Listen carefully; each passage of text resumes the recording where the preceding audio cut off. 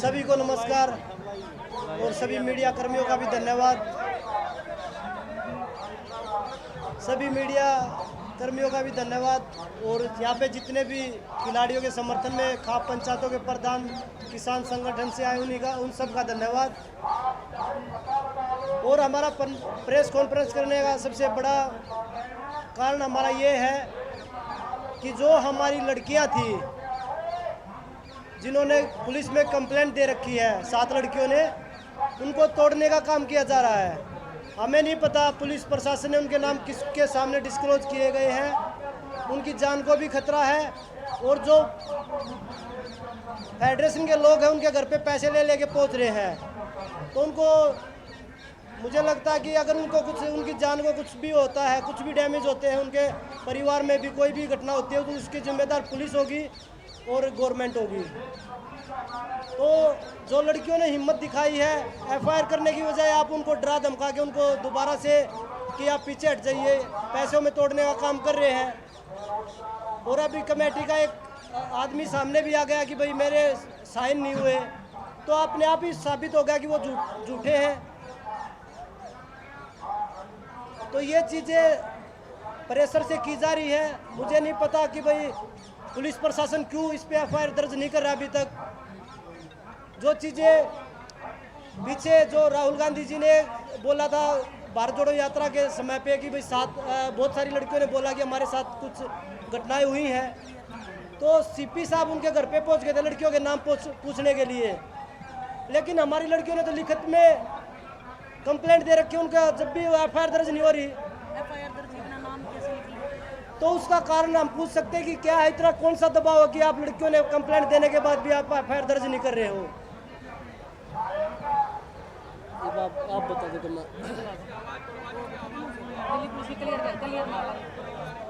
ये आप लोगों के माइक भी तो रखे ना, इसमें तो इतनी आवाज है। क्या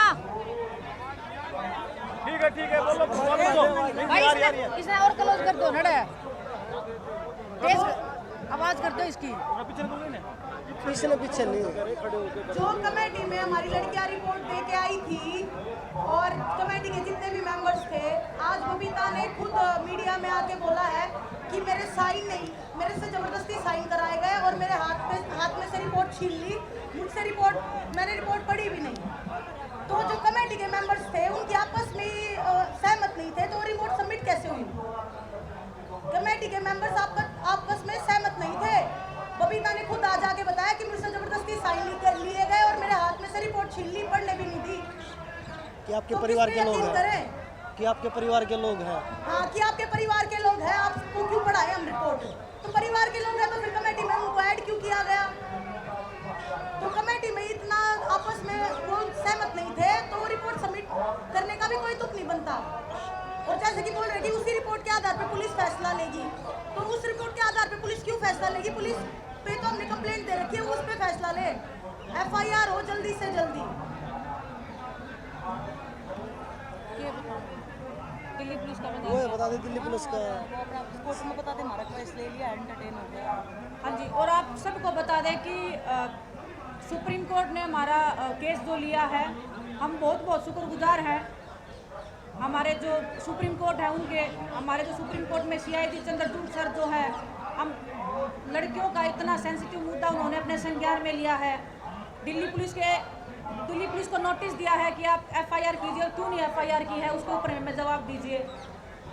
और जितने भी हमारे पूरा देश से हमें समर्थन मिल रहा है, काफ़ी हिम्मत मिलती है इससे। हम लड़कियों को खासकर हिम्मत मिल रही है कि जिस लड़ाई को हम सोच रहे थे कि अब हमारा कैरियर ख़त्म है, हमारी लाइफ ख़त्म है, तो जो सुप्रीम कोर्ट है हम उसका हमेशा आभारी रहेंगे कि वो महिलाओं के लिए, खासकर खिलाड़ी महिलाओं के लिए जो वो सब कर रहे हैं और अपने संज्ञान में मामला लिया है। तो हमारे जो न्यायपालिका है उस पर हमारा विश्वास और बढ़ गया है, और हम अध्यक्ष से दिल की गहराइयों से उनका धन्यवाद करते हैं। और जो हमारे वकील सर हैं, जो हुड्डा सर भी हैं, आज कपिल सिब्बल सर ने भी ज्वाइन किया है, तो बहुत अच्छा लग रहा है कि लोग लड़कियों को इंसाफ दिलाने के लिए, ये सिर्फ एक खिलाड़ी लड़की की बात नहीं है, यहाँ पे महिलाओं की बात है। और खेल में अगर राजनीति होती रहेगी तो ऐसे शोषण होता रहेगा। तो जो लोग सपोर्ट में आ रहे हैं बहुत धन्यवाद आप सबका, और आप ऐसे ही सहयोग और समर्थन करते रहिए, हम महिलाओं की ऐसे ही हौसला अफजाई करते रहिए तो देश बिल्कुल तरक्की करेगा। और धन्यवाद। आपके अगर कोई सवाल है तो आप बता दीजिए।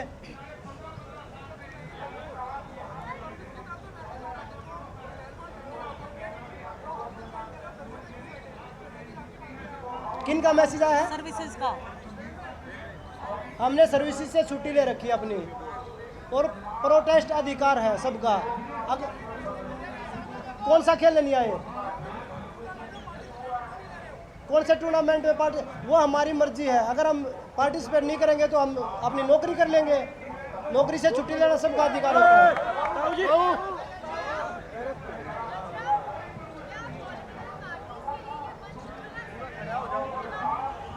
देखिए यहाँ पे जो भी आता है हमारे समर्थन के लिए आता है, ना कि अपनी वोट मांगने के लिए आता है। तो यहाँ पे जो भी आएगा, चाहे कोई भी आए, सबका वेलकम है। बीजेपी के लिए भी वेलकम है। ये नहीं कि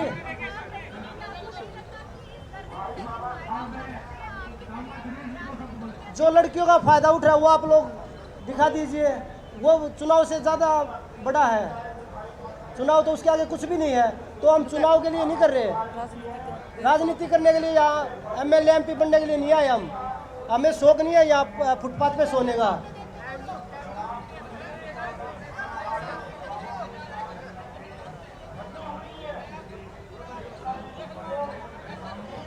कौन से पहलवान नहीं है हमारे साथ? सभी पहलवान हमारे साथ में हैं, और हम आगे इसलिए नहीं लेकर आना चाह रहे क्योंकि ट्रेनिंग एशियन गेम्स और ओलंपिक क्वालिफाई अभी है 2 महीने बाद। तो हम सभी पहलवानों को पीछे इसलिए रख रहे हैं क्योंकि तैयारियों में मैंने 3 कॉमनवेल्थ गेम्स खेले, 2 एशियन गेम्स खेले, ओलंपिक खेला है। तो बहुत सारे खिलाड़ी जो हमारे यहाँ बैठे थे वो नए खिलाड़ी हैं जिन्होंने कोई गेम्स आज तक नहीं खेला है। तो उनको हमने इसलिए पीछे रखा है, ये नहीं कि वो हमारे साथ नहीं है।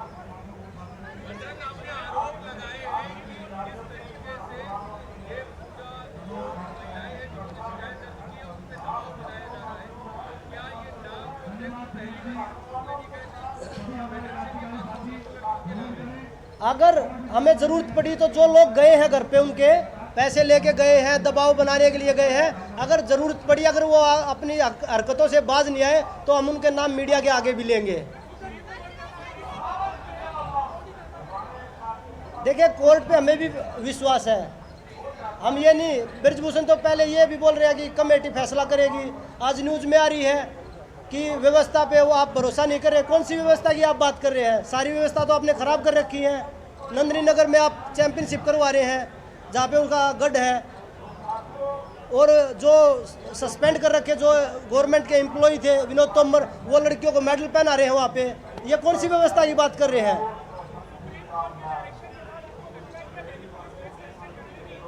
देखिए नया कानून से बड़ा मुझे नहीं लगता कोई है, चाहे वो दिल्ली पुलिस है चाहे कोई भी है। तो कानून ने जो आदेश और निर्देश दिए हैं उनका पालन सभी करते हैं।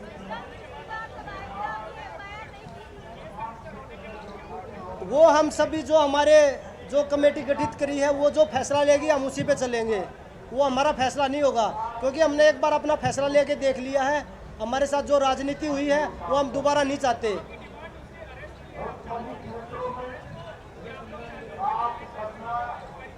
हमारी जो उसकी सज़ा, जो उस क्राइम जो उन्होंने क्राइम किया उसकी सज़ा जो है वो उसको मिले, उसके बाद हम जाएंगे।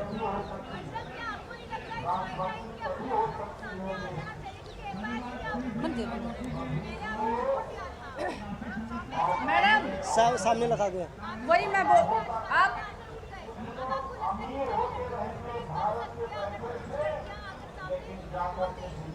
मैम देखिए, आप एक महिला हैं, आप खुद एक महिला हैं।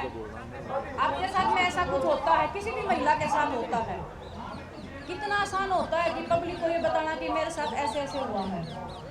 महिलाओं के लिए इतना आसान नहीं होता है। और हमें गेम करना है आगे। लड़कियों ने कंप्लेंट्स दी है, वो बहुत बड़ी बात है। हमें अगर सामने जाना होगा तो हम सुप्रीम कोर्ट के सामने जाएंगे। सुप्रीम कोर्ट से बड़ा हमारे देश में कोई नहीं है। संविधान वाले देश में हम रहते हैं। सुप्रीम कोर्ट हमें जो भी आदेश देंगे, हर एक चीज़ पे हमें विश्वास है। उनके सामने जाने से हमें कतई परहेज नहीं है। लेकिन अभी वो बजरंग जो बता रहे हैं कि तोड़ने की प्रयास किया जा रहा है, डराने का प्रयास किया जा रहा है, ये बंद कर दीजिए, क्योंकि इससे ऐसा नहीं है कि आपके गुनाह छुप जाएंगे। किस किस को तोड़ोगे आप एक को तोड़ोगे तो 10 लड़कियां सामने आएंगी, आपके लिए ही बहुत मुश्किल हो जाएगी और भी ज़्यादा। हमें इंसाफ मिलेगा तो जो लड़कियां तो डरी हुई हैं अभी, और भी अभी तो 7 ने कंप्लेंट दी है, भगवान की दया से उनमें हिम्मत आएगी। आप लोग जितने भी हमारा सपोर्ट में खड़े हैं, उससे उनका जो हौसला बढ़ेगा तो शायद आने वाले टाइम में और भी लड़कियां कंप्लेंट्स दर्ज कर सकते हैं।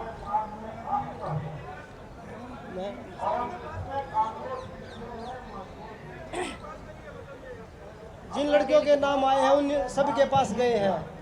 हाँ जी, और अभी हमें हमारे बीच में है ना, हमारे सोलंकी साहब, सुरेंद्र सोलंकी जी आए, 360 के प्रधान हैं। मैं उनसे निवेदन करूंगा, एक बार आप आइए। बैठो बैठो, तुम मैं उठूँगा, आप ही आ जाइए। बैठो, कोई नहीं, आप बैठो, मैं खड़े हूँ। कोई नहीं।